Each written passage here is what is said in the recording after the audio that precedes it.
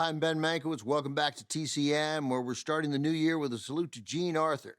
She's TCM Star of the Month, and we'll feature her films every Thursday night in January, starting tonight with a trio of memorable comedies that also addressed meaningful societal issues.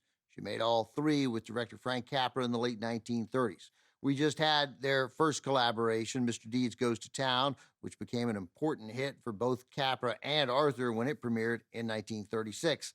Up next, the last of the three pictures they made together, and one with a title clearly designed to reference their first. From Columbia Pictures in 1939, Mr. Smith Goes to Washington. Jimmy Stewart leads the cast as Jefferson Smith, an earnest but naive young man tapped to fill a vacant Senate seat when the sitting U.S. Senator dies. He's chosen by a group of corrupt politicians in his state who presume, given his inexperience and their influence, that he'll be easy to manipulate. But as anyone who's seen the movie, or I suspect even heard about the movie, knows, that is not how this all goes down. Jean Arthur is every bit as vital to Mr. Smith's staying power in the American cinematic landscape as Jimmy Stewart is. She co-stars as Smith's cynical assistant in Washington. She can't quite believe what she's seeing with Senator Smith. So much so, she thinks he must be too good to be true. It's a role not unlike the one Arthur played in Mr. Deeds Goes to Town. Though Jimmy Stewart has some legitimately iconic moments in the film, Jean Arthur's character is just as fully formed. She has just as much of an emotional arc. Stewart delivers a tour de force performance here, especially during the climactic scene on the Senate floor.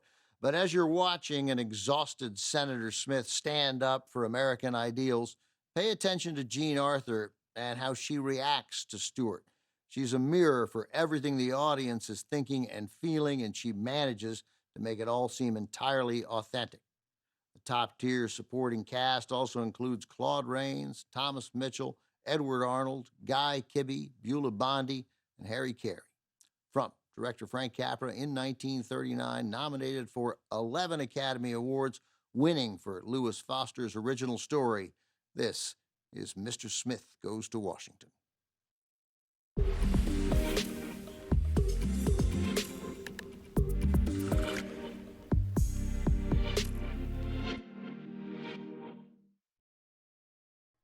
Mr. Smith Goes to Washington marked the last of the three movies Jean Arthur made with one of her favorite directors, Frank Capra, in the late 1930s. They first teamed up on the 1936 hit Mr. Deeds Goes to Town with Gary Cooper. Then came You Can't Take It With You, released in 1938, which marked the first time Arthur worked with Jimmy Stewart. Arthur enjoyed working with Capra and Stewart, but she was notoriously nervous about her performances. Even when she was working with people who made her feel comfortable, her nerves often got the better of her. According to Capra, Arthur's performance anxiety could be so intense she often threw up in between scenes. Those weren't butterflies in her stomach, Capra said. They were wasps. Somehow, though, as soon as the cameras started rolling, Jean Arthur kicked into gear and didn't let any of those insecurities show. She credited her work in the theater with teaching her how to be in the moment once a scene began.